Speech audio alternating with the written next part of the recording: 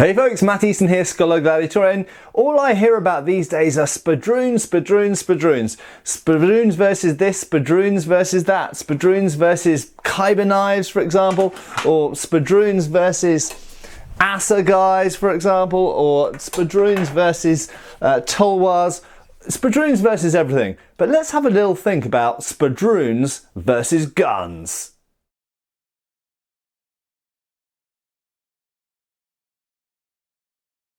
So in its own time, the Spadroon might indeed come up against a single-shot pistol. Which of these wins in a fair fight? Well, there is no fair fight, obviously, between a Spadroon and a pistol.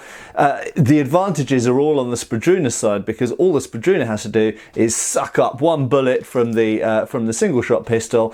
Boom! Assuming it's not a headshot or some other incapacitating blow, they charge in and basically frantically stab and cut, not hugely effectively stabbing and not hugely effectively cutting, but nevertheless hitting that pistol wielder around the head and stabbing them through the body until they are dead. And they won't be able to reload because these are pretty slow, even with pre-made cartridges.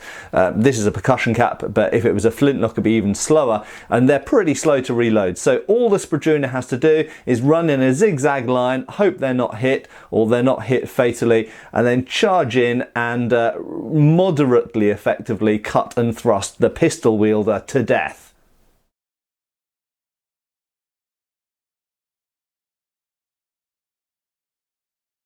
But what about if the Spadrooner's opponent is using a rifle? Okay, I've grabbed a Martini Henry here. So obviously let's put this down for a second. The advantage of the breech loading rifle is we've got a faster rate of fire because we can just open up the breech, stick a new round in and pop, we're ready to go, shoot off another round. This is effective out to about 1,200 yards. That is right, 1,200 yards. Although your chances of hitting the Spadrooner at that range are fairly slim.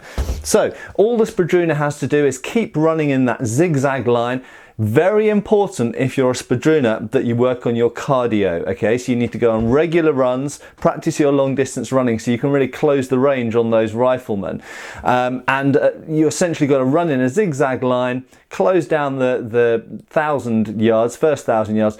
The last 100 to 200 yards, you're going to have to be ready to sprint, be ready to duck and weave, and perhaps a few rolls thrown in there as well. But if you manage to close in and get the rifleman between shots, then again, you can close them down and moderately effectively cut and thrust them to death. But we have to concede that the rifleman has a pretty big advantage now because they've got a weapon which, even if it hits you on the arm or leg, is going to probably quite seriously impede your ability to run in a zigzag line towards them. And during the time that you're now hobbling towards them, they can reload another round and finish you off with a headshot. So I think the rifle is probably edging the advantage over the Spadrooner, but we've got to admit, the Spadroon is still a pretty awesome weapon. So what's up next? Well, so we accept that the Spadrooner has a bit of a disadvantage against the single shot rifle. We have to therefore concede that they're going to have a big disadvantage against someone who can quickly reload and pepper you full of rounds, especially if you've got an inbuilt magazine like this Winchester 1866 made by Uberti. You've got a number of rounds, depends on the type of rounds you're using with a modern replica, and depends on the length of the barrel and therefore the length of the magazine. But let's say around 13 shots, 12, 13 shots, and therefore the Spadrooner is at a disadvantage. But one disadvantage this type of rifle has over the Martini Henry is, number one, it's got shorter range. It's only really effective out to, let's say, about 500 yards, if that. It uses pistol round ammunition, so in fact, when it hits you, it's going to have less effect as well. And at some point, they will run out of shots. They're not necessarily going to hit with all shots. So the Spadrooner still has a chance. Our hero Spadrooner can still run in a zigzag line, ducking and weaving and rolling. If they manage to close down the Winchester or repeating rifle user, perhaps in the reload, then again, they can cut and stab them to death, incapacitate them, take their rifle off them and hang it over their fireplace. So the Spadrooner still has a chance if they've worked adequately on their cardio. Next up, the Spadrooner versus the opponent with a single action revolver. So for example, this is a Colt Dragoon 3rd model.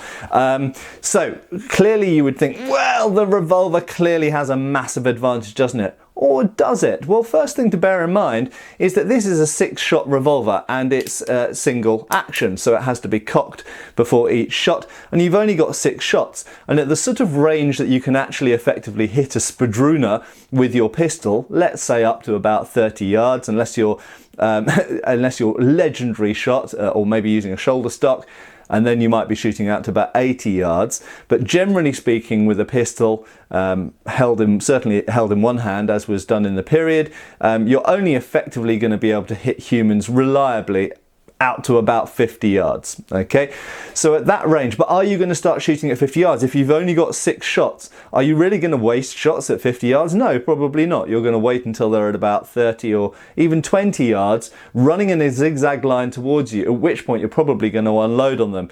I would say wait until you've seen the whites of their eyes, the whites of the Spadrooner's eyes.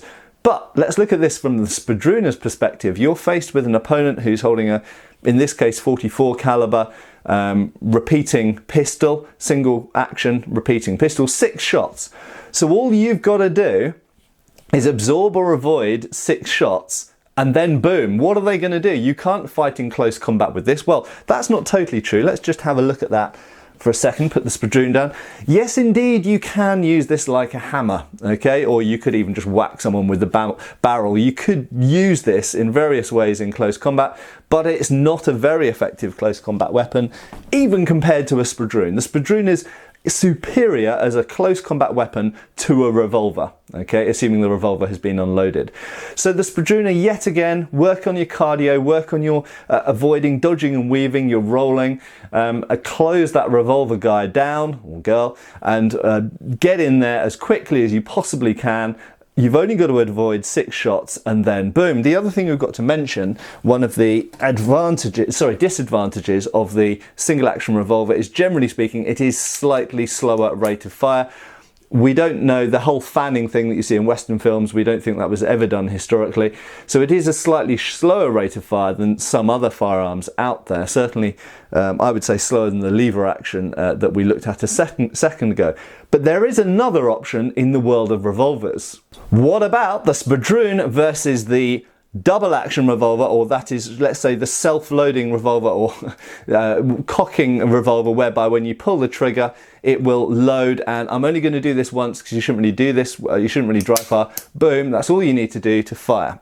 Okay, so with that type of revolver, we've got the same range issues, we've got the same accuracy issues, but we can shoot faster. So we could afford, with that type of revolver, or pepper box for example, where you simply need to pull the trigger to shoot, we could wait until the last minute as the pistol person, until the Spadrooner is ducking and rolling and weaving and sprinting at you, wait until they're about 10 yards away, and then just go bang, bang, bang, bang, bang, and you're more likely to hit them. But there is one final thing to think about. We looked at rifles previously. They have significantly more muzzle energy and larger rounds in general, with the exception of the Winchester, than pistols. So there are many records of people surviving repeated pistol rounds into the body. Obviously, if it hits limbs, a lot of the time it's not going to kill you.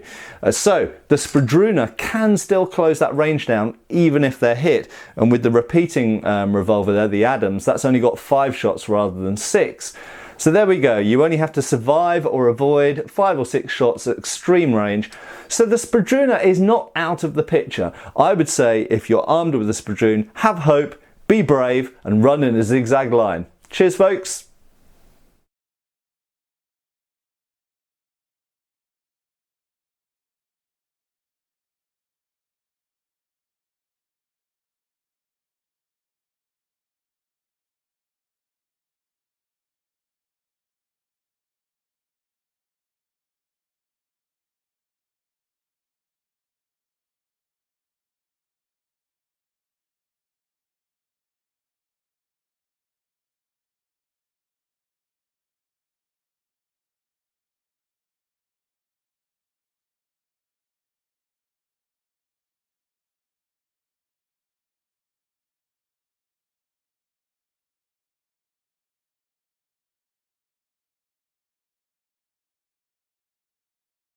Thanks for watching. We've got extra videos on Patreon. Please give our Facebook a like and subscribe if you haven't already. Cheers, folks.